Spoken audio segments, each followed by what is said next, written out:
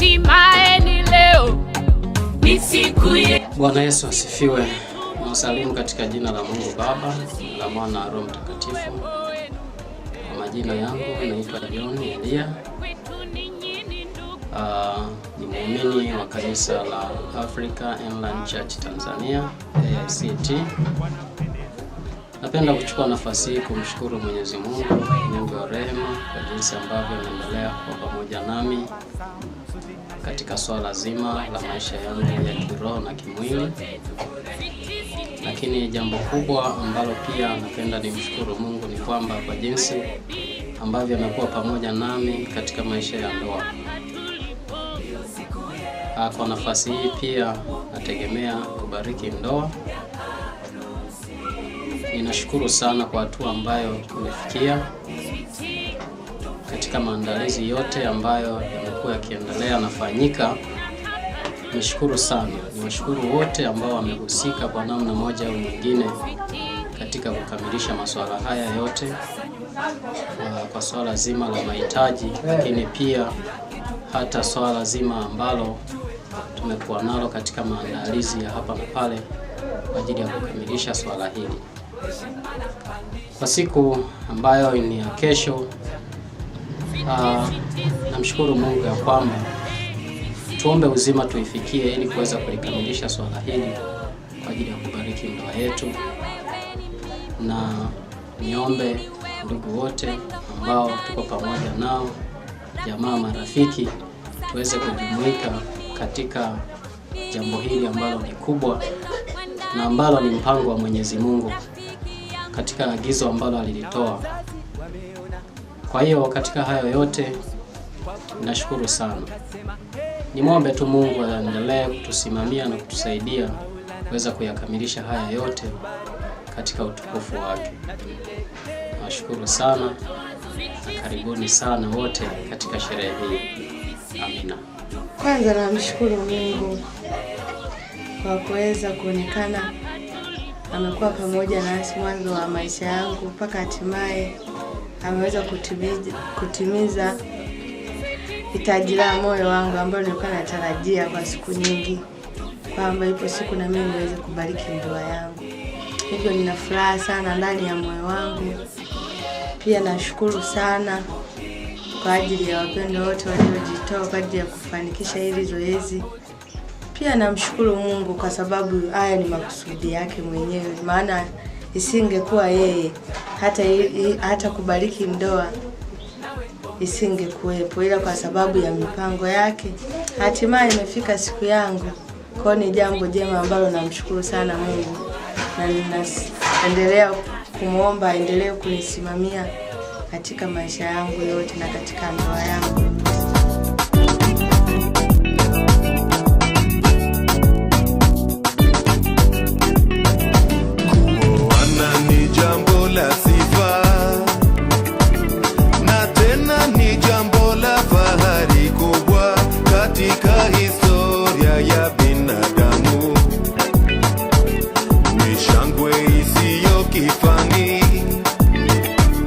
Kwa watu wawili waliopenda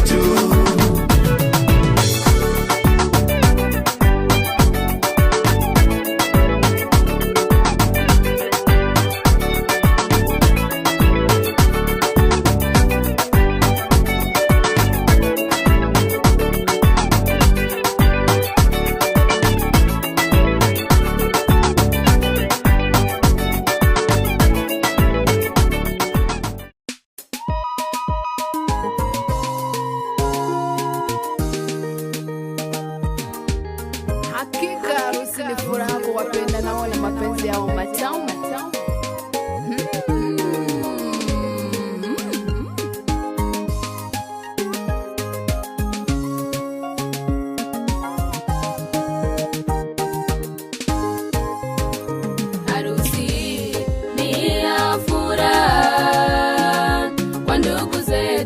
Wamefunga ndoa, wameamua kuwa kitu kimoja. Mungu Baba wabariki. Harusi ni ya furaha kwa ndugu zetu, wamefunga ndoa, wameamua kuwa kitu kimoja. Mungu Baba wabariki. Anavyopenda kanisa, ndivyo mume umpende mke wako. Mke apigwe kama kumbi, bala tulizwa na maneno matamu. Kama Kristo anavyopenda kanisa, ndivyo mume umpende mke wako. Mke apigwe kama kumbi, bala tulizwa na maneno matamu. Harusi ni ya furaha kwa ndugu zetu, wamefunga ndoa, wameamua kuwa kitu kimoja. Mungu Baba wabariki. Harusi ni ya furaha kwa ndugu zetu, wamefunga ndoa, wameamua kuwa kitu kimoja. Mungu Baba wabariki.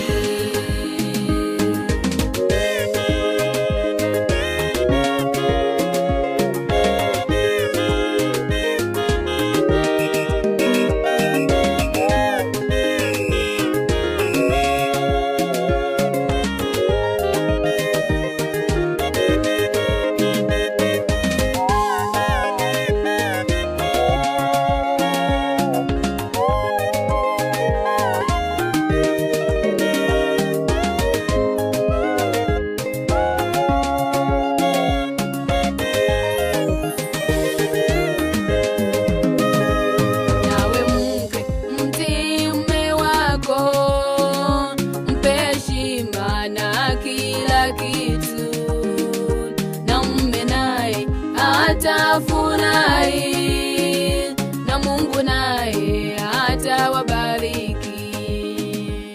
Nawe mke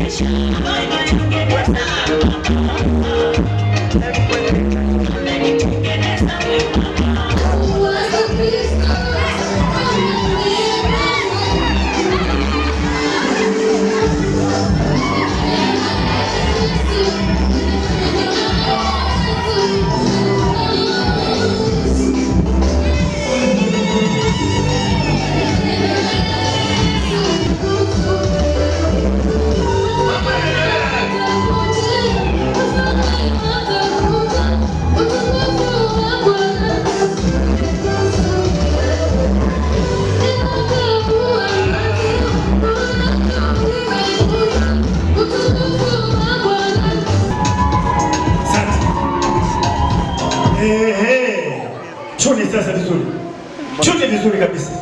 Ili ulete wa bibi harusi kabisa hapa. Jamani, bibi harusi ambapo atakapokanyaga mlangoni, sote tunaendelea kupiga vigelegele, bado tumetulia. Piga vigelegele hata sauti isionekane. Piga sauti, piga vigelegele, piga vigelegele.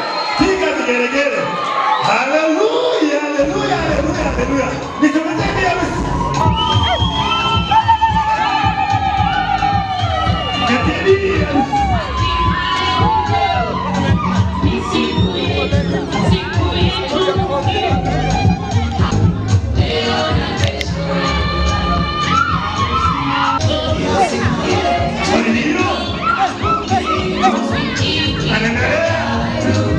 Sasa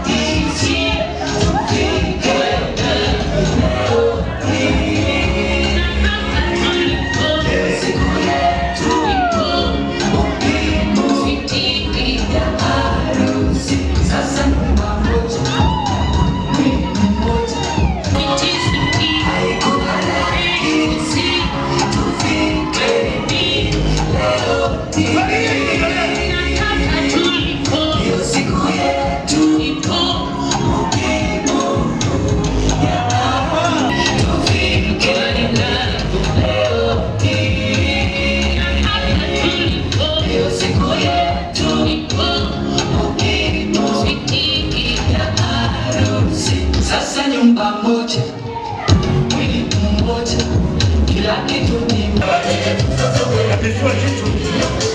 Mama huyo. Aliana yandishi. Oh. Hey. Gari. Anaenda kumtia moyo Flora. Soni anaenda kumtia moyo Flora. Mama tumetoka kule mbali. Wote huko. Hapa tu. Nani wewe? Nani wewe?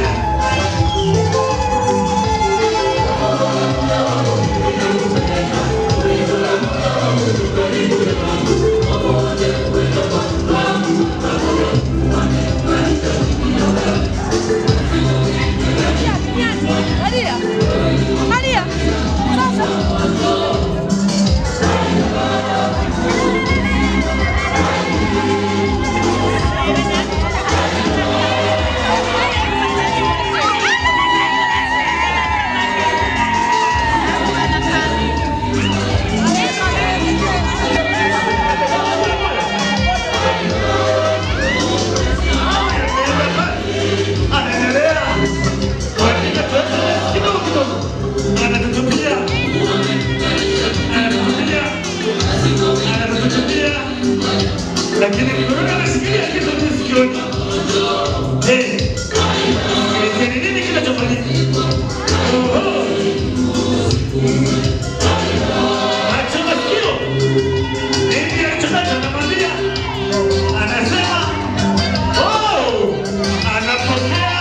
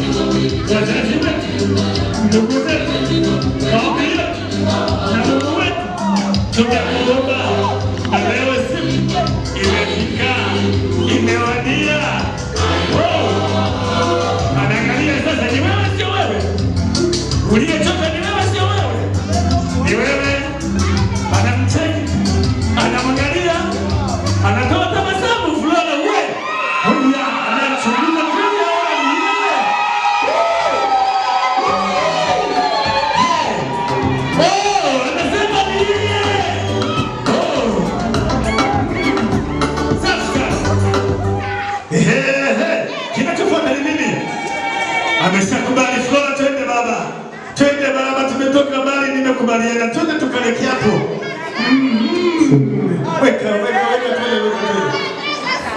Weka twende.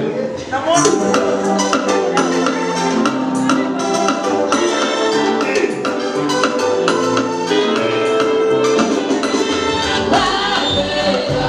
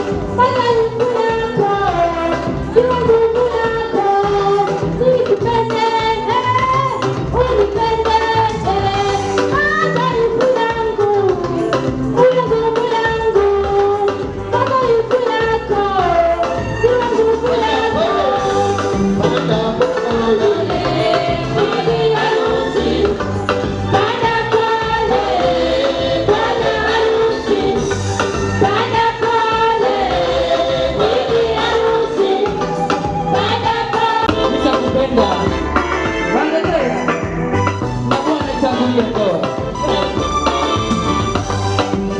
Tusimamie Bwana maisha ya ndoa yawe ya amani na upendo. Sikia hilo. Safari inaendelea. Jamani watoto hawa. Mungu ailinde ndoa yetu, niishi nawe milele, atuvushe milima na mabonde, tufikie kilele. Mungu ailinde ndoa yetu, niishi nawe milele, atuvushe milima na mabonde, tufikie kilele. Atujalie matunda tele, watoto tuzae. Shukuru Baba wa mbingu na nchi kwa ajili ya wema wako na fadhili zako. Tazama Bwana, umekuwa pamoja nasi tangia tuanze kazi hii. Bwana, umetufikisha salama na hata watoto wako na wajoli wako wamefika salama. Angalia sasa zoezi hili tunaliweka mikononi mwako. Uwe pamoja nasi hata tunapoendelea na zoezi hili. Wabariki watoto wako, bariki wote tuliomo ndani ya hema hii. Endelea Bwana kuonekana katika mipango na shughuli hii, tuikamilishe kwa utukufu wa jina lako. Sante Mungu wa uzima, kwa kuwa wewe utakwenda kuwa pamoja nasi. Utakwenda kumsaidia mwenyekiti, mchungaji, kiongozi mahali hapa. Bwana Yesu, nenda ukamtie nguvu, uwe pamoja naye. Sante Mungu wa uzima kwa ajili ya bwana harusi na bi harusi na rafiki zao. Bwana, uwe pamoja nao, ukiwajalia neema yako, afunike kwa utukufu wako Bwana. Endelea kuwa pamoja na wote tulioko ndani ya nyumba yako hii Bwana, kwa ajili ya kushuhudia utukufu wako pamoja na kazi inayofanyika katika utukufu wa jina lako. Sante Baba, kwa kuwa wewe ni mwaminifu, utakwenda kutenda sasa na mapenzi yako. Ni katika jina la Yesu Kristo naomba na kuamini, amen. Kanisa tukae, wazazi tukae.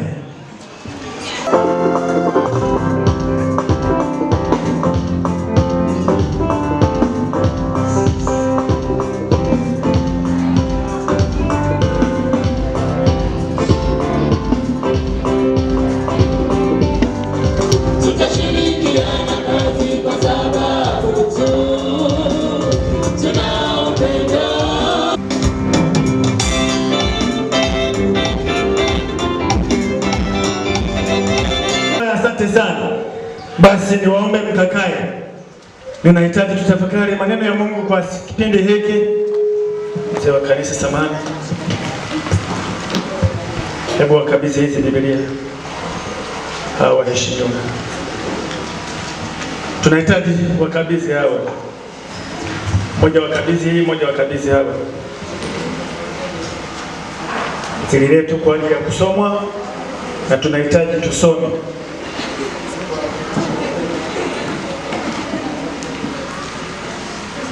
Tunahitaji tusome maneno ya Mungu kwa kipindi hiki. Tunahitaji tusome maneno ya Mungu katika siku hii ya leo ambayo Bwana John pamoja na Flora wanahitaji kutoa viapo vyao mbele za Mungu. Na mimi sasa niwalejeze ndani ya kitabu hiki cha Waefeso sura hii ya 5. Sura hii ya 5 tutajifunza maneno manne ambayo yapo hapa, ambayo tumepewa na Bwana Mungu ndani ya neno la Mungu.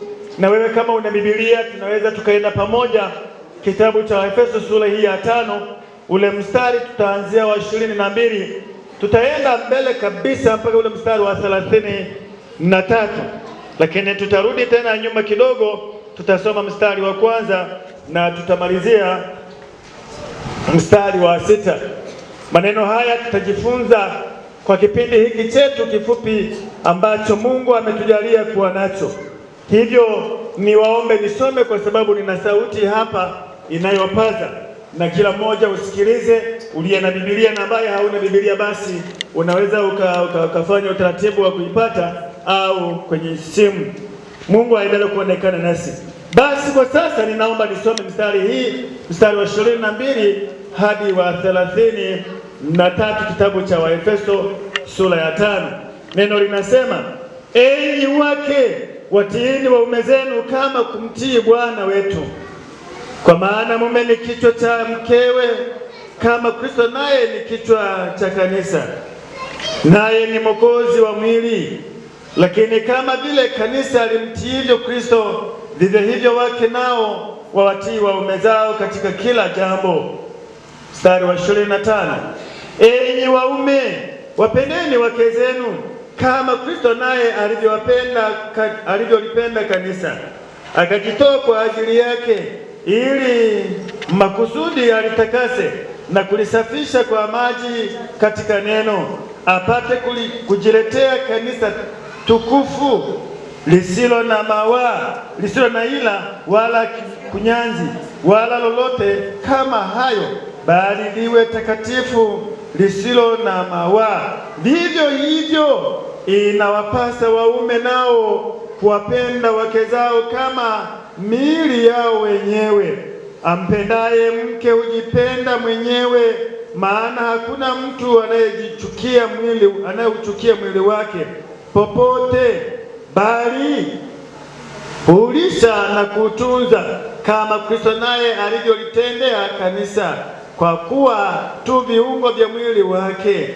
Kwa sababu hiyo mtu atamwacha baba yake na mama yake, ataambatana na mkewe, na hao wawili watakuwa mwili mmoja. Siri hiyo ni kubwa, ila mimi nanena habari ya Kristo na kanisa. Lakini kila mtu ampendaye ampende mke wake kama nafsi yake mwenyewe, wala mke asikose kumstahi mumewe. Bwana Yesu asifiwe. Haya maneno nimeyasoma, ni maneno mawili tu mahali pale, Jambo la kwanza, amepewa neno ambalo ni lake mwanamke, halina mjadala wa kujadili wa kusema ni nini, ni kumpenda, ni kumtii mume wako. Ndilo alilolisema, neno ambalo amelisema mahali hapa, amelitamka mahali hapa. Biblia inasema hapa, wewe mwanamke ni kumtii mwanamume. Hakuna mjadala, hakuna kitu chochote ambacho kitakachokuwa isipokuwa kinachosemekana, kinachosemwa na Biblia ni kumtii. Na hapa mwishoni ule mstari wa 24 anasema, lakini kama vile kanisa limtiivyo Kristo, vivyo hivyo wake na watii waume zao katika kila ambayo tulionayo ni ya kumtii Kristo. Na kama tunavyomtii Kristo, hakuna jambo lolote ambalo kwamba tusimtii Kristo. Kanisa, kila ambalo ametuambia, kila ambalo ndiyo sababu, lazima tumtii. Na kama tumtii, basi ndivyo Flora unapaswa kumtii John. Hakuna sababu ya kwamba kwa nini umtii. Sababu zote ni kumtii. Kama kuna sababu ambayo inayokuja, mnaijadili kwa kina wawili, mnaendelea kuisemezana, lakini mbona hivi baba fulani, mnaendelea kujadili, lakini umeshatii. Hilo ni jambo la kwanza. Enyi wake, ninaposema na Flora, ninasema na mimi wanawake wote. Kinachotufanya sisi wanandoa tuendelee kuvurugana ndani ya waume zetu, tuendelee kuvurugana na waume zetu, ni kwa sababu ya kushinda kutii.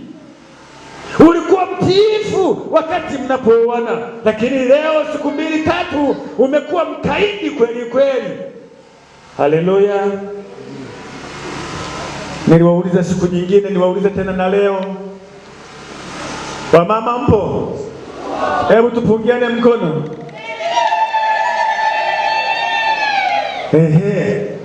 Swali dogo. Ni kwa nini haha ni mwa mtwaliwe mdotu na gahaba gosiri imwe?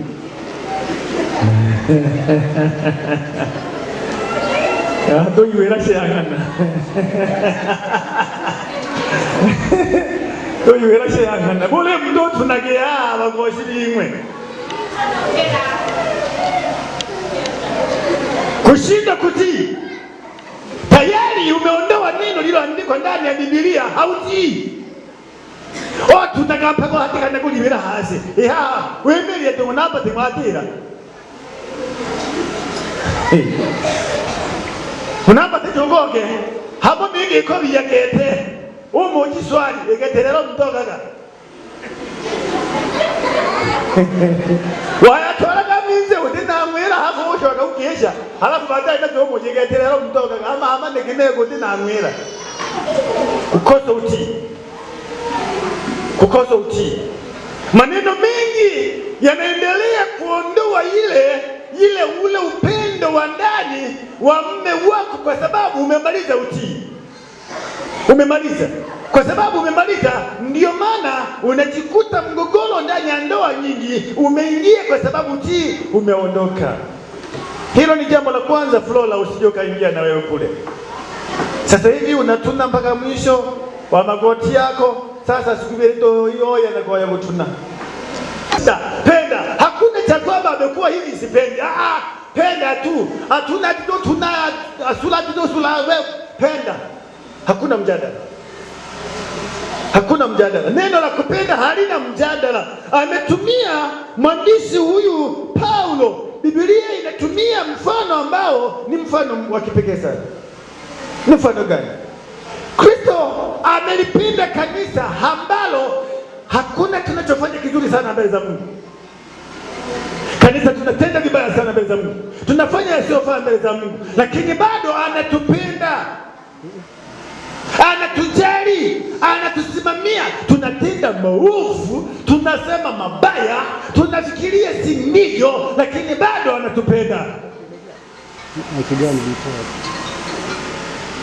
Johnny, mpende tu mke wako na uzidishe jinsi ulivyokuwa unampenda, na uongeze zaidi na zaidi kumpenda. Hakuna mjadala wowote. Mpende tu. Mpende tu. Ametumia neno gumu mno. Mimi linaniogopesha ninapolisoma. Kama Kristo ambavyo alivyolipenda nini? Ninahitaji nimpende mke wangu kama Kristo ambavyo alivyonipenda mimi. Kama asingenipenda mimi nisingezaliwa. Usingekuwepo duniani kwa sababu ya upendo huo. Basi wapaswa kuelewa kwamba ninahitaji nimpende mke wangu. Bengo baba, mle wangu. Hakuna mjadala wowote, ni sharti, ni lazima, sio muhimu umpende mke wako. Kama ambavyo Kristo alivyolipenda, wewe mara kwa mara unakosea mbele za Mungu. Wewe unafanya nini na Mungu? Lakini bado mbona nakustahi? Bado naendelea kusema na wewe, bado naendelea kukutia nguvu, bado naendelea kuletea jua, mwezi, mvua na mambo mengine na hewa unavuta bure. Mpende mke wako kama ambavyo anavyokupenda Kristo. Anasema maneno hayo na akiendelea kusisitiza kwa nguvu sana. Lakini anasema katika ule mstari wa 28 anatumia, kwanza nirudie hapa mstari wa 26, anatumia mifano hii ya Kristo ili makusudi alitakase na kulisafisha kwa maji katika neno.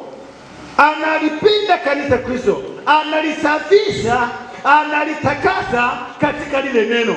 Unapaswa John kumtakasa, kumsafisha katika hali zozote zile. Katika hali zozote zile, ili aendelee kunawiri hivi, aendelee kuwa mzuri hivi, aendelee kufanya vile ambavyo alivyo, kama ambavyo Kristo anavyofanya hivyo kwetu. Ndilo ambalo nalisema. Anaendelea kulisema ndani ya ule mstari wa 28, vivyo hivyo imewapasa waume nao kuwapenda wake zao kama miili yao wenyewe. Ampendaye mkewe hujipenda mwenyewe. Bwana Yesu sio. Nimuwekee mfano huyu mkulima. Olololema. Hivi ukitemaga na ngoni temaga. Unajikata. Unampiga nani?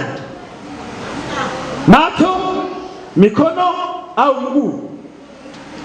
Alinoba na misogi yake mlibonde litinditare yake. Mlori lakini hepagama kwa ngatema hitinde na atengo kugulukone. Umoje mnanisoche. Lakini alinoba na makono ngutima na timire kirigembe mpaka nikasikangalia temeno kugulukone uko wote teno ngono.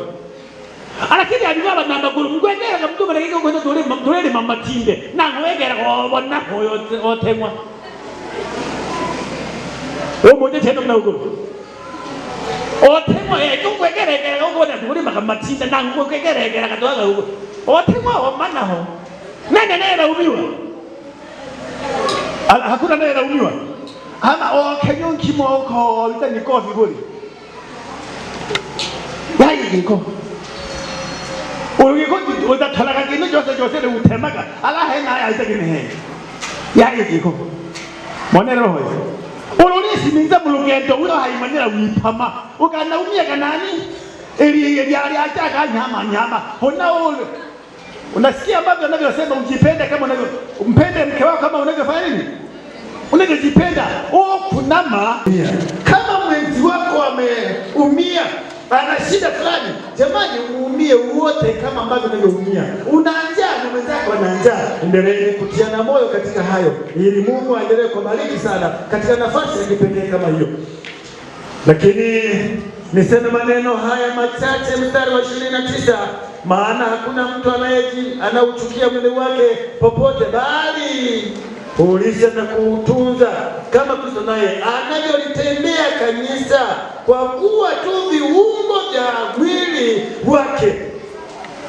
Hivyo sasa neno hili ndilo linalofika kwenu wazazi, ya kwamba mstari wa 31, kwa sababu hiyo mtu atamwacha baba yake na mama yake, ataambatana na mkewe, na hao wawili watakuwa mwili mmoja. Siri hiyo ni kubwa, ila mimi ninanena habari ya Kristo na kanisa. Lakini kila mtu ampende mke wake kama nafsi yake mwenyewe, wala mke asikose kumstahi mumewe. Wazazi hawa mawazo yao, maneno yao yameanza kuambatana, na wao wanakuwa mwili mmoja, na wao wataendelea kusemezana kwa pamoja. Wamewaacha waambatane, wawe mwili mmoja. Sweetie.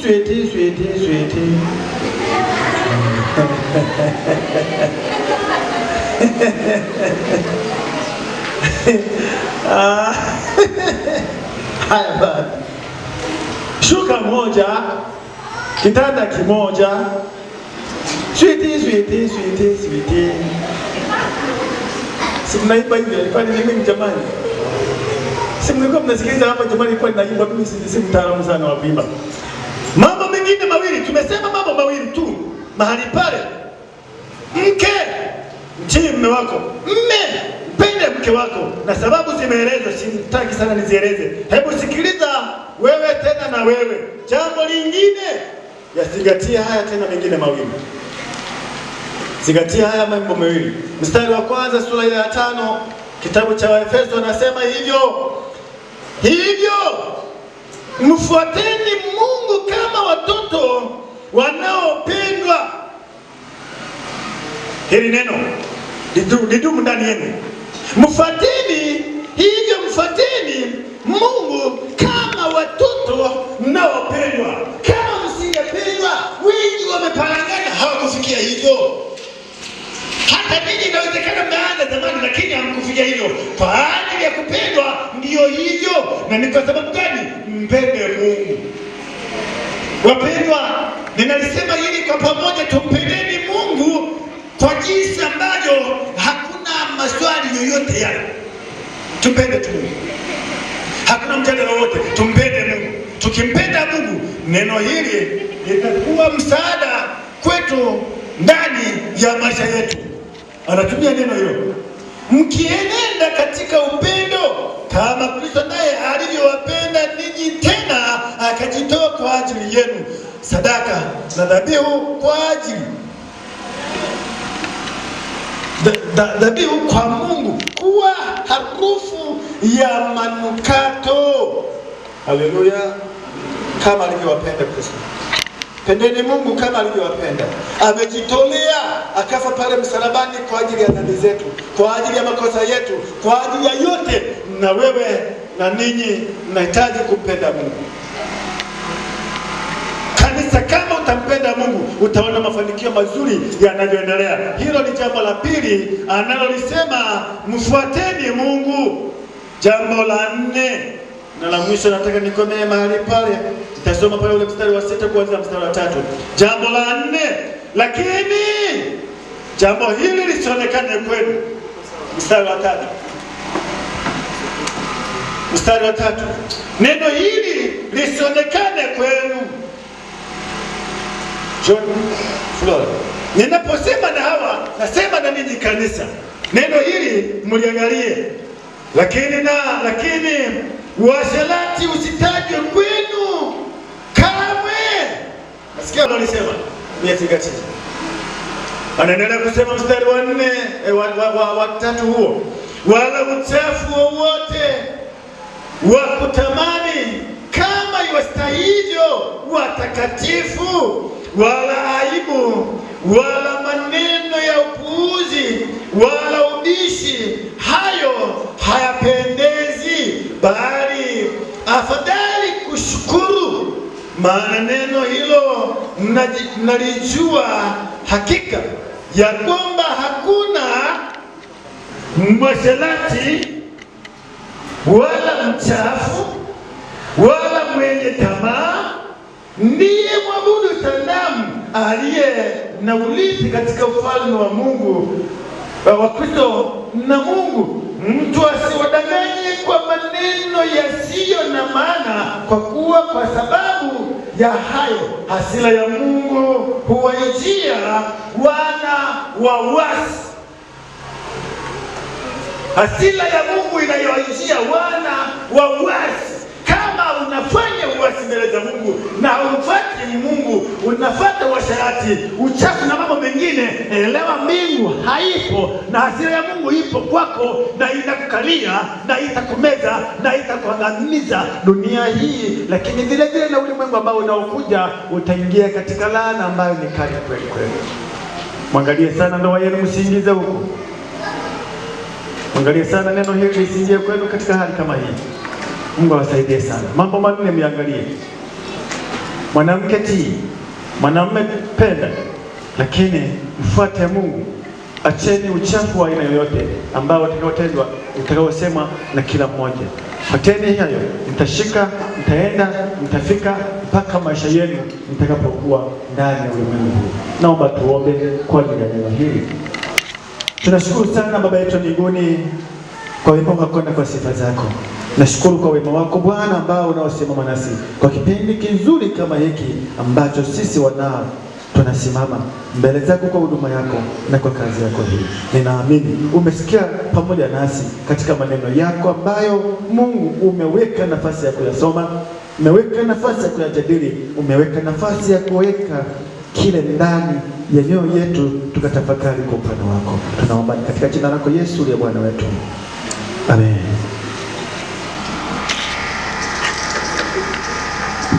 Ni nafasi kanisa hii ya watoto wetu ya bao ya kwamba wanahitaji kupokea kiapo, watoe viapo vyao mbele za Mungu kwa kipindi kizuri kama hiki. Basi nitahitaji wazazi wa Flora waweze kutamka maneno machache kwa ajili ya mtoto wao kuolewa. Basi niwape nafasi hiyo. Karibu wazazi.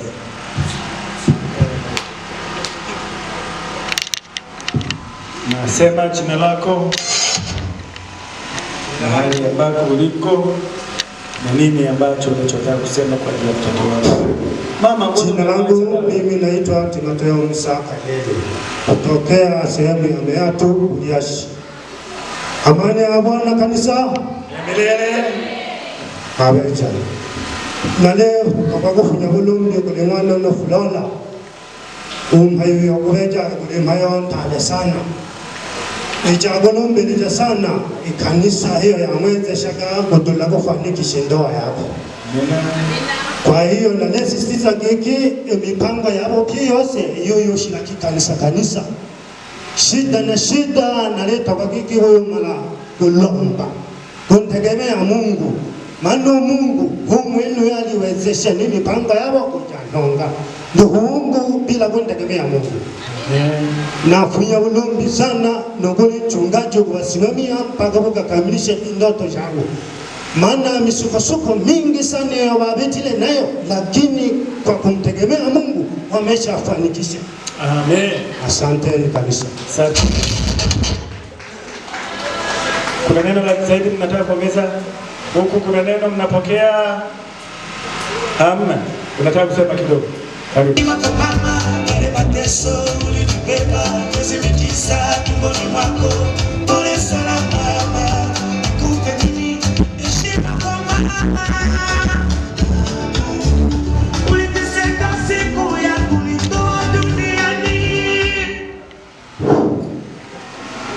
Bwana asifiwe. Amen. Nashukuru hii ndoa, nashukuru watoto wangu wote. Nawashukuru watoto wangu wote kwa hii ndoa. Namwomba Mungu awatangulie mbele kwa upendo katika maisha yao yote, ili waweze kusoma neno takatifu lao. Sina mengi ya kusema, nikuwashukuru pamoja na huu mkutano au hii kanisa au hii sherehe tutanguliwe na upendo kutoka kwa Mungu katika jina la Mwana Yesu Kristo. Amen. Kanisa tushangilie Bwana.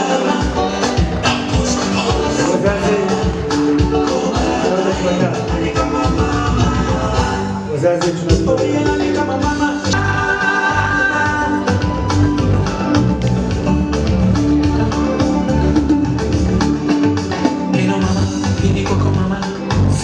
nimekukumbuka sana mama, siku na mchana, ai nakuombea upumzike sana, tabia na heshima, busara na hekima, ai ulinifundisha vyema, nakuombea upumzike sana, matatizo ya dunia.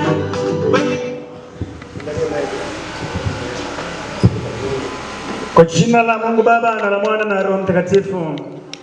Amen. Ndugu wapendwa ambao mmekutanika hapa leo, sikilizeni Mungu anavyosema katika neno lake takatifu katika waraka wa Waebrania sura ya 13 mstari wa 4. Kuwa ndoa na iheshimiwa na watu wote, hivyo ndoa ni takatifu kwa wote, kwa sababu ndoa iliwekwa na Mungu kwa wazazi wetu wa kwanza walipokuwa hawajamwasi Mungu wala hawajaonekana na uovu wowote, na walikuwa hawajafukuzwa kutoka katika bustani ya Mungu. Kwa hekima ya Mungu na upendo wake aliweka ndoa iwe ya kulinda kweli ya Mungu kwa utukufu kwa vizazi vyote. Hivyo ndoa ilitoka kwa Mungu. Ndoa iliwekwa ili watu wakae mume na mke pamoja, wote wakiwa sehemu takatifu ya mwili wa Kristo. Tena kwa mapenzi ya Mungu wazae watoto na watunze kwa kumjua Mungu ili kutimiza utukufu wa jina lake takatifu.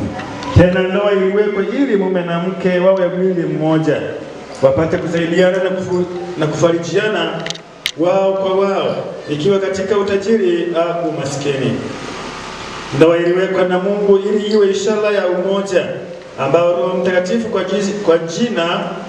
kwa njia ya Bwana Yesu Kristo amefunga ndoa na miili ya watakatifu waliokolewa hata milele. Wao ndio eklezia yake takatifu. Kwa hiyo ndoa ni takatifu sana na ni jambo kubwa, wala haifai mtu kuingia ovyo ovyo kwa kutimiza tamaa ya mwili wake tu, bali tuingie katika ndoa kwa upendo, kwa kujilinda wenyewe kwa utakatifu na kwa kumcha Bwana Mungu. Hivyo sasa, ndugu wapendwa, tumekusanyika mbele za Mungu na machoni pa watu wote ili kubariki ndoa takatifu ya hawa wawili, Hivyo ninapenda kuambia ninyi wawili na wote wanaonisikiliza ya kuwa yapasa mwelewe kwamba anayefunga ndoa ovyo ovyo katika amri ya Mungu bado hajafundishwa na Mungu. Ndoa yao si ya haki na halali machoni pa Mungu.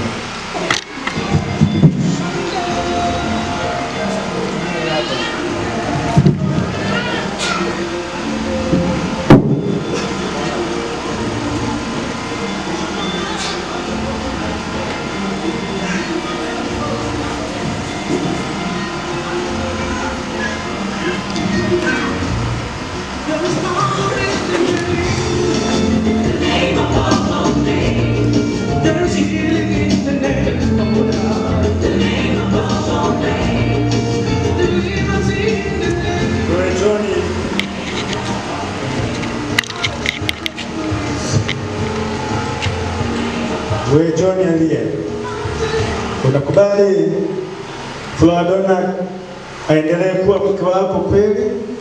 Utaendelea kukaa naye katika ndoa takatifu kama Bwana alivyoagiza? Utampenda na kumfariji, kumheshimu na kumlinda hata katika ugonjwa au uzima, katika shida au raha? Tena utakaa naye peke yake siku zote za maisha yenu? Ndio, ninakubali hivyo.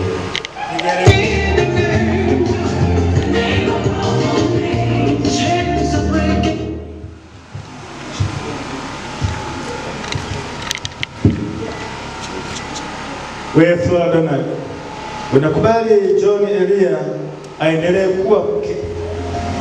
kuwa mume wako kweli? Utampenda na kumfariji, kumheshimu na kumlinda hata katika ugonjwa au uzima? Tena utakaa naye peke yake siku zote za maisha yenu? Ndiyo, nakubali. Vigelegele.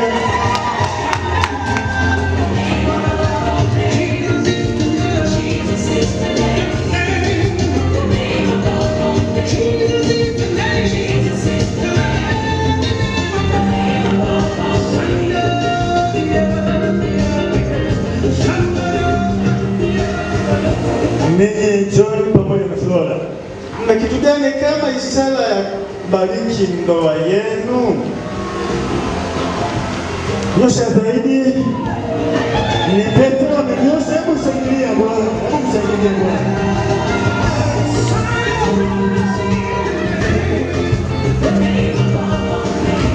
Kazi ambayo iliyopo ni yao. Mimi na mimi simo humo, wapatie maiki. Kazi hiyo ni yao sasa ya kutoa viapo vyao mbele ya Mungu, mbele ya kanisa, mbele ya wazazi. Basi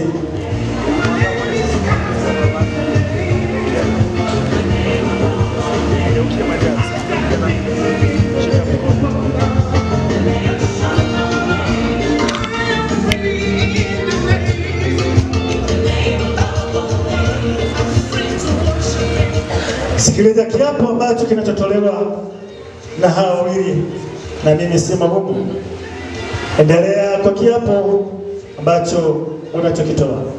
Karibu Bwana Elia. Mimi John, heshima ya Wasukuma hiyo, hawezi akapokea kitu. Mama amesimama. Karibu. Mimi John Elia ninakuvika pete hii wewe Flora Donald kama ishara ya upendo wangu kwako. Ninaahidi kwamba nitakupenda, nitakulinda mpaka kifo kitakapotutenganisha. Na katika hayo yote ninakupa kiapo changu. Vigelegele. Hakika Flora, nakupenda sana. Amen. Amen. Heshima ya Wasukuma, kiapo chake hicho amekitoa John. Kiapo cha Flora. Karibu.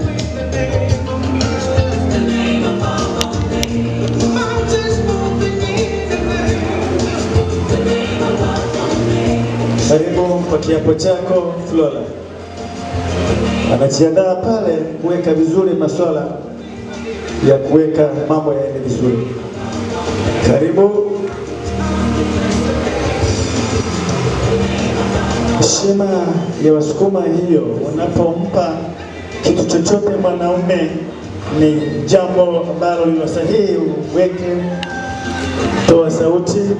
Mimi Flora Donald ninapokea pete hii wewe John D. kama ishara ya upendo wangu.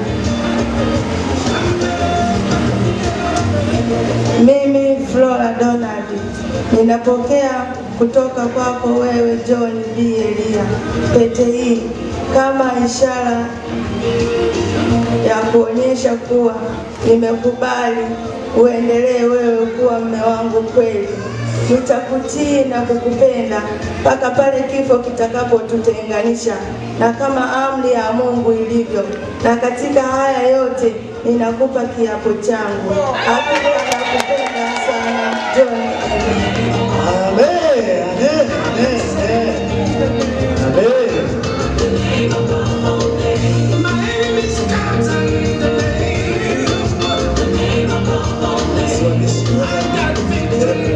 Sasa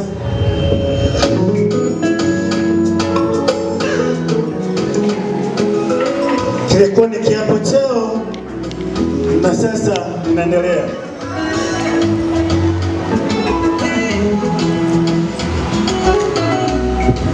Basi naendelea na ratiba hii. Basi kwa viapo hivyo naomba tuombe. Bwana Mungu muumba na mlinzi wa watu wote, Mungu mpaji wa mibaraka mioyoni, muumba uzima wa milele, wabariki hawa wawili John pamoja na Flora kama vile ulivyowabariki Isaka na Rebeka, wakaishi kwa uaminifu. Hivyo hawa nao washike maneno ya viapo vyao walivyovitoa mbele vya Mungu na katika siku hii ya leo.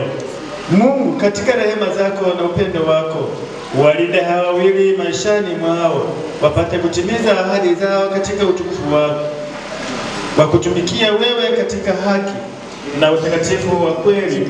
Twaomba haya katika jina la Bwana na Mwokozi wa maisha yetu.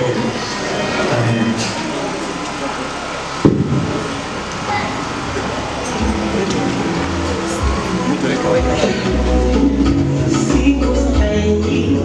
Ninamshukuru Mungu tena sababu ya siku, hata nikiwa na sali, unajua na maanisha, sio kama nilitenda wema kwa kujalinganisha na matendo yako makuu. Mimi Mungu ningekulipa nini uliponitoa, nisije moyo wangu. Asante. Mrs. Festo, unahitajika pale nje kama kwa hapa karibu. Mrs. Mama Felix. Mama Felix, unahitajika pale nje.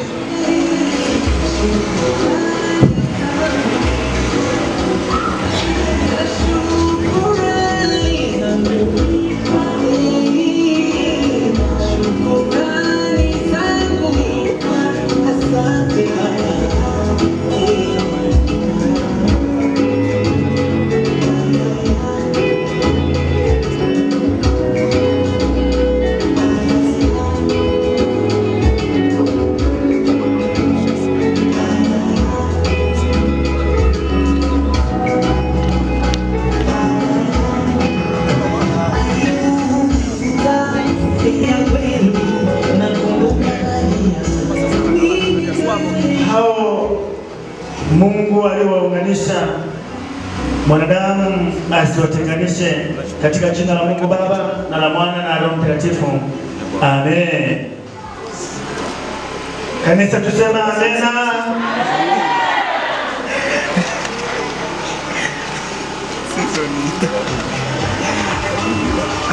Asante sana.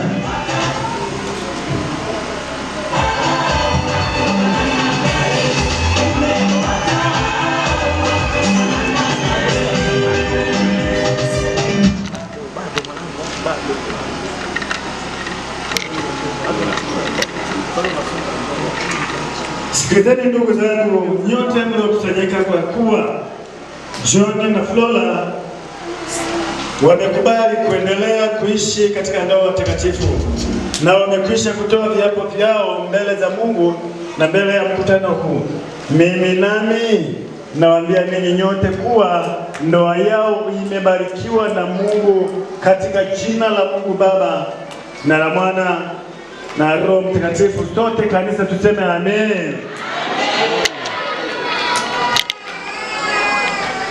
Hebu tuseme tena amina. Hebu kushangilie Bwana.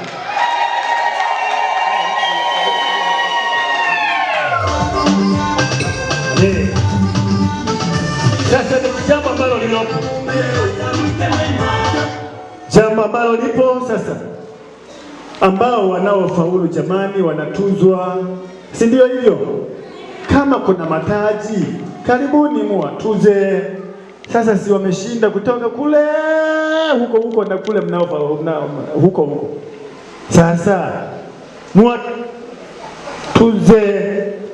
Karibu kwa muziki hapa. Kila mtu anaumwa, ndoa si mafua, kila mtu anaumwa.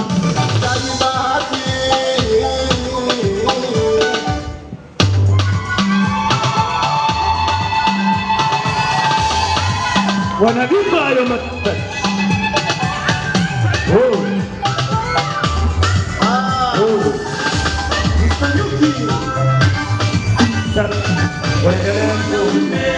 Umepata mke mwema, ama umelewa, baraka zake Mungu.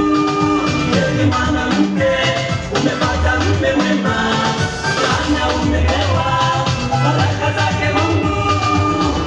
Umepata wakufanana naye, umepata wakufanana naye.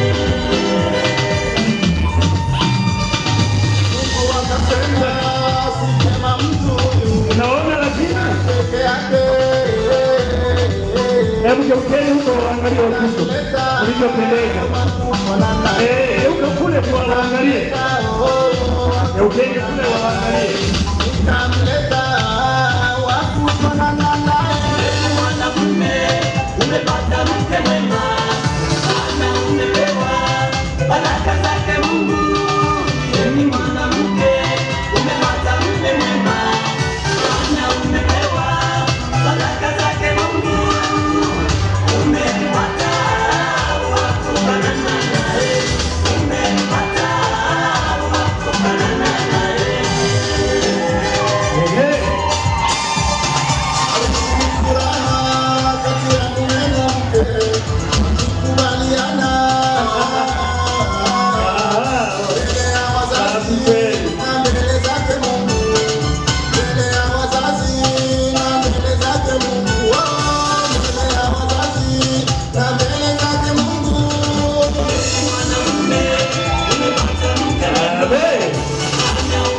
Unaona ulivyopendeza lakini. Hebu ongeza vigelegele tena.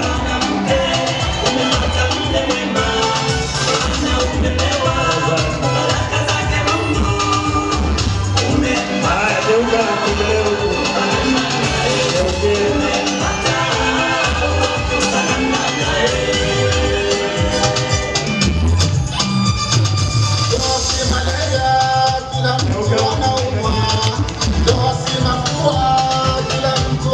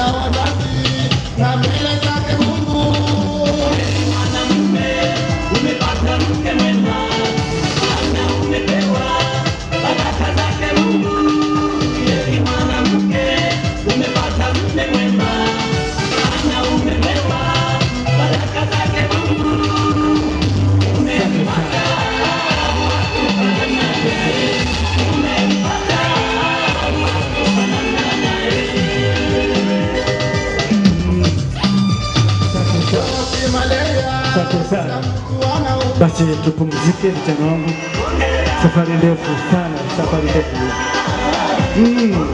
Hongera kweli, hongera kweli, hongera kweli. Neno ambalo ni gumu kweli. Bwana, sadaka zetu, jiandae kutoa sadaka mbele za Mungu kwa ajili ya harusi, kwa ajili ya ndoa hii, kwa ajili ya viapo hivi.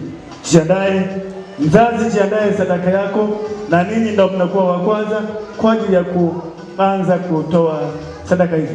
Mzee wa kanisa, naomba usogee hapa. Mzee wa kanisa,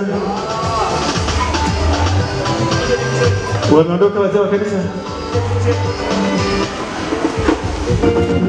Njoni hapa mzee wa kanisa. Sasa tunaenda kwa wazazi wanaotembelea Wakristo mahali kula ambako waliko. Jiandae kwa ajili ya sadaka. Toa sadaka yako vizuri mbele za Mungu. Mtolee Bwana. Jamani, ni siku yao ya kwanza, ni siku yao ya kutoa viapo. Hakuna kingine. Jamani, usione wivu. Tukuze Mungu kwa ajili ya kila ambacho Mungu amekifanya. Ni muda mrefu, lakini bado Mungu amewafaidia sana, kuwasaidia sana kufika mahali pale. Karibu mzee wa kanisa kwa ajili ya maombi, kwa ajili ya kutoa sadaka. Basi tufumbe macho tuombe.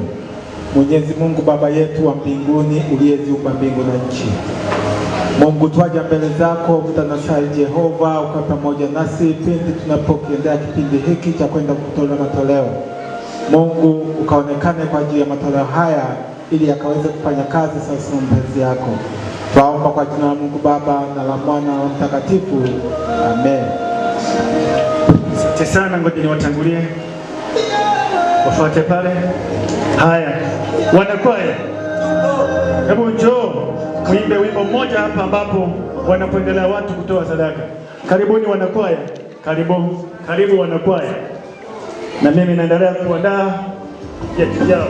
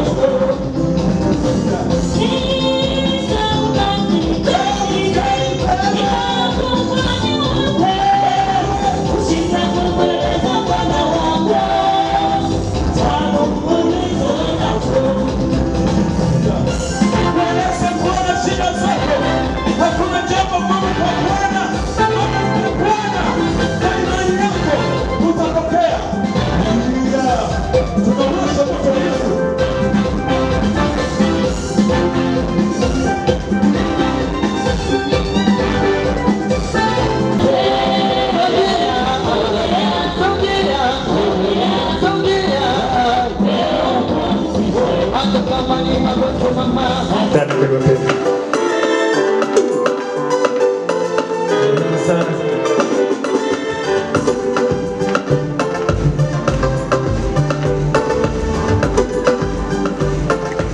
Bwana Yesu asifiwe. Ninataka niseme tena, sichoki kusema kwa sababu ya swala zima hili. Tunaambiwa, tunasisitizwa mara kwa mara na serikali yetu, na siku fulani nilisema tena hapa na sasa ninarudia. Swala hili unaweza ukaliona ni la mzaa sana. Mama, hebu omba kwanza. Tuombe. Mungu wetu na Baba yetu wa mbinguni, Baba wa Bwana wetu Yesu Kristo, tupo katikati ya mbawa zako Bwana. Tazama watoto wako wamenyosha mikono yao kwa ajili ya kutolea Mfalme sadaka. Mungu, hizi zikaweze kufanya kazi sawa na wingi wa rehema zako. Haleluya. Mungu Baba uliye muumba wa mbingu na nchi, tunasema asante kupitia Kristo aliye Bwana na Mwokozi wa maisha yetu.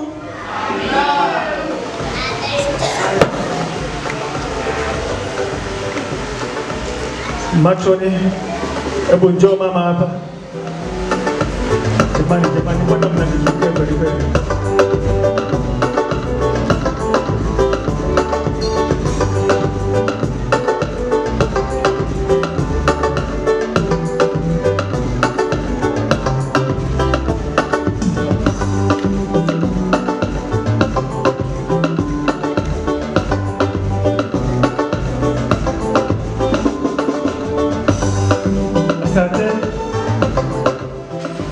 Nataka niseme kwa ajili ya shahada hizi.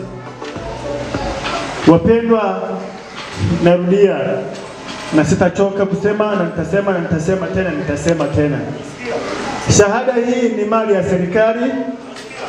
Ni mali ya serikali, sio mali ya kanisa.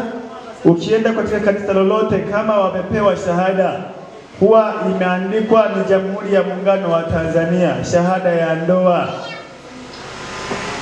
Hii sio mali ya kanisa, tunazitoa katika serikali. Ambaye haujabariki ndoa yako, ambaye unataka kufunga ndoa yako, tafuta uwe nayo hii. Ulimwengu tunaoendea si ule ambao waliokuwa nao wakina fulani. Naona wakina fulani, lakini hata hao wakina fulani wanahitaji kuwa na hii shahada. Hii ni muhimu mno. Bila hivyo ulenkanya. Samahani kama wanaumiza sana ninapotamka hivi. Yaani hauna haki kwa mume wako, hauna haki kwa mke wako. Hauna. Kama hauna shahada hii ya ndoa, hauna. Katika nchi tulionayo hauna. Ibariki tu ndoa yako. Nilisema Jumapili hapa ya kwamba jamani, si lazima sisi tuende kwako. Maliza hapa kanisani, uende na mke wako, uende na mume wako. Basi huko mtoto jangito kwa makonda nisi. Lakini umepata kitu ambacho ni muhimu katika nchi yetu. Utaitafuta hii kwa gharama na kwa machozi, inawezekana usiipate. Na sasa tunasema tu hivi mdogo. Na ukiipata unaipata kwa gharama. Narudia, utaipata kwa gharama. Hivyo wewe ambaye haujaibariki ndoa yako, fanya utaratibu, weka mawasiliano, weka mpango ili uibariki ndoa yako. Mmenielewa? Wale ambao hamjaoa, jamani, usije ukapula tu. Usije ukatorosha tu. Usije ukatorosha tu. Usije ukabandikwa tu.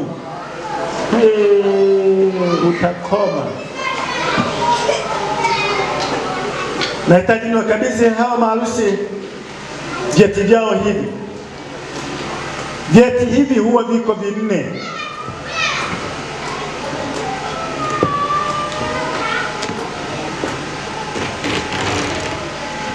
Usiseme kwamba ninakichana. Madhumuni ya serikali hii nitampa mwanaume na hii nitampa mwanamke. Maana yake ni nini? ili mwanaume anaweza akatunza sehemu nzuri na mwanamke akashindwa kutunza vizuri, au mwanamke akatunza vizuri na mwanaume akashindwa kutunza vizuri, ili watabaki wana kumbukumbu wakati wowote, kama hii itapotea au hii kaliwafanya au hii kakaa hivi, ni ukumbusho wao, vinakaa tofauti hivyo. Sisi kanisa tunasema wote ni mwili mmoja na hakuna sababu ya kwamba mtavunja ndoa. Lakini inawezekana akaingia mwingine akawa katika masuala ambayo tuliyoyaweka hapa, akafanya si ndivyo, akajiamulia kijake, atakuwa ameshatunza huyu kijake. Namba hii hailingani na namba ya mwingine, ni sawa na namba za gari ambazo hazilingani. Pia garagaza hazilingani hizi namba. Ya kwako itabaki ya kwako. Unaweza ukaiandika na sehemu nyingine, kama kwa bahati mbaya zikaungua moto au zikafanya nini, unaweza ukawa na cheti chako cha kwamba nilikuwa na cheti changu cha namba kadhaa. Unaweza mkafanya hivyo. Hivyo ninawagawa. Lakini hivi navyo viwili ndivyo hivyo. Hivi kimoja nitakaa nacho mimi kwa faida ya kwamba mkipoteza mtakuja kwangu, lakini mmoja ninaipeleka kwa msajili wa ndoa Tanzania ambaye anasajili ndoa zote, ninaipeleka kwao. Wanaenda sasa wanahifadhi. Wanapohifadhi, kama ikapotea kwenu ikapotea kwangu, utaikuta kwa wasajili wa ndoa, ili muende kuwa na ndoa inayoeleweka mahali na sehemu kwa mtu yoyote. Hivyo hizi nitakuwa nazo mimi, hizi ninahitaji niwakabidhi. Naomba msimame.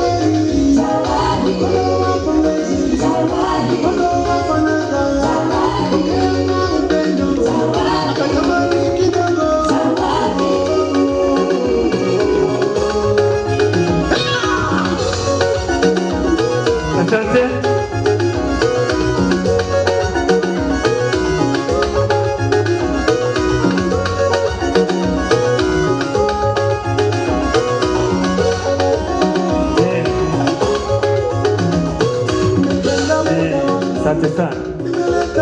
Nilikuwa naandaa hapa, lakini mambo yanaendelea kuharibika tu hapa, kwamba waweze kuwasha mishumaa yao hapa na kuzima mishumaa ya wazazi. Lakini sasa nadhani sijui upepo mwingi sijui nini, mimi sifahamu. Kuwalea watoto hawa mpaka kufika kiwango kama hiki na kufikisha malengo ya Mungu, lakini malengo ya nchi yetu, malengo ya kanisa lote kwa ujumla. Niwaombe kwa ujumla sote tusimame.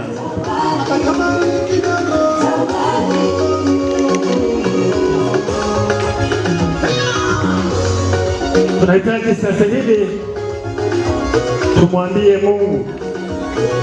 Tunapoomba, nitaomba msemaji mkuu wa familia atafika hapa ili atuelekeze maelekezo machache, na baadaye na mimi nitaelekeza maelekezo machache kwa muda mfupi sana.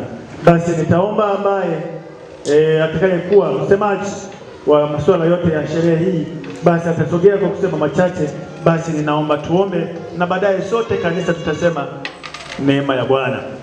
Basi tuombe. Tunashukuru sana Baba yetu mbinguni kwa nafasi nzuri ya kipekee kama hii ambayo umetujalia, umekuwa pamoja nasi, umetenda kazi kubwa kama hii ambayo jina lako Baba linasimama. Nawe ni Mungu, nawe ni mtakatifu, nawe ndiye unavyotusimamia na ukaa pamoja nasi. Nafasi ya kipekee jina lako Yesu liendelee kuonekana na kutukuka katikati ya kila kazi njema kwa watu wako, kwa wanao na watoto wako, wasimame mbele zako kwa huduma yako. Ninaamini Mungu umewasimamia kila mahali, kila sehemu.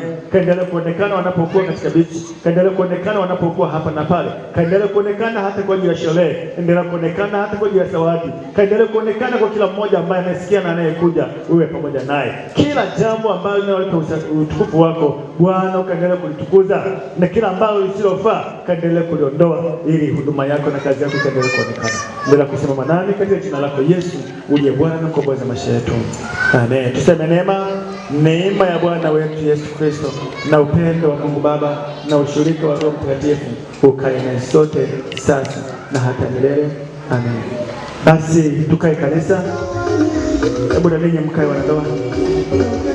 Msemaji mkuu wa sherehe hii naomba ufike hapa kutupa maelekezo. Msemaji mkuu, karibu. Ni wapi? Mahali gani?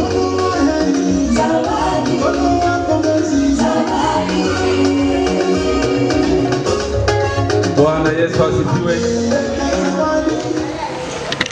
Bwana Yesu asifiwe. Basi nawashukuru sana kwa wale mliohudhuria mahali hapa kushuhudia haya, lakini baada ya shughuli hii yote tutaondoka na kuambatana kwenda kwao na Bwana Baraka Elia pamoja na Flora Donald kwenye familia yao, na shughuli zote zitafanyika huko kwa ajili ya mahanjumati na chochote kinachofanyika huko kwa ajili ya zawadi na kuwapongeza huko katika familia hiyo. Lakini ratiba nyingine itakayofuata baada ya kuondoka hapa, maharusi wataambatana na msafara wake. Nasema kwenda wapi?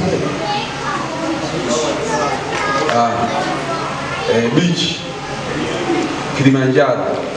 Na baada ya hapo wazazi wenyewe tutaongozana kwenda nyumbani, lakini maharusi wangu tu ndio watakwenda beach pamoja na mchungaji. Basi wengine wataambatana kwenda nyumbani, na baada ya kutoka huko basi ratiba itaendelea huko. Na Bwana awabariki sana. Asante sana. Wao watasafiri hapa na pale kwenda kupiga picha na mambo mengine. Lakini nitakapowatoa pale nje, nitawasimamisha pale mlangoni ambao mlio na picha mnaendelea kupiga picha kwa haraka kwa spidi nyingi. Lakini vile vile nitawatoa tena kwa dakika 5, nitawaweka kivulini pale. Kwa dakika 5 tunachukua picha wazazi na wakina nani ambao mtakaoweza kupiga picha. Kwa hivyo niombe utaratibu wa kutoka, watatutangulia maharusi wetu, wanafuata washenga, wanafuata mchungaji, wanafuata wazazi. Pastor Show kaeni nyuma ili tushereheshe kule ndio wengine kanisa, ili tuende pamoja katika nafasi hiyo. Unapofika pale wape mkono wa hongera. Karibu tusimame. Sisi tusisimame kabisa, sisi tukae ili watutangulie hao. Tuwekee ambacho kitakachotutoa vizuri.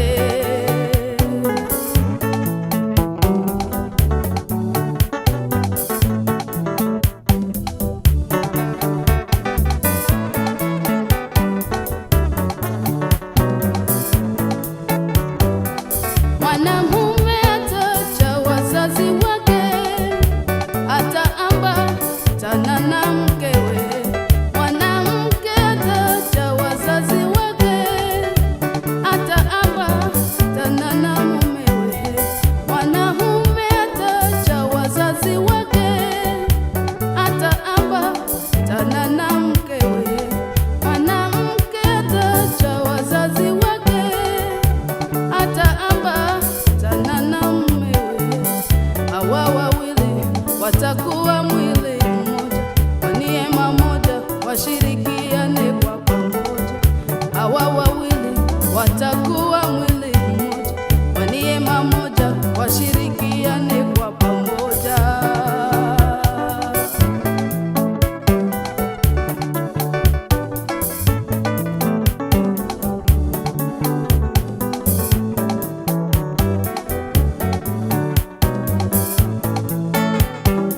Mambo haya matatu yawe ngao kwa upendo wenu. Mambo haya matatu yatumike katika ndoa yenu. Mambo haya matatu yawe ngao kwa upendo wenu. Mambo haya matatu yatumike katika ndoa yenu. Nakupenda mpenzi wangu ulivyoumbika, nakupenda katika viumbe umezidi wote, nakupenda nimekuchagua uwe wangu, nakupenda kifo tu kitutenganishe, nisamehe nikikukosea, nisamehe, nisamehe, nisamehe mpenzi, nisamehe, mimi ni mwanadamu wala si malaika, nisamehe, ninaomba nisamehe mpenzi. Asante kwa kunichagua niwe wako, asante umetimiza ahadi ya ndoa, asante nitajitahidi niwe mwaminifu, asante, asante mpenzi wangu, asante.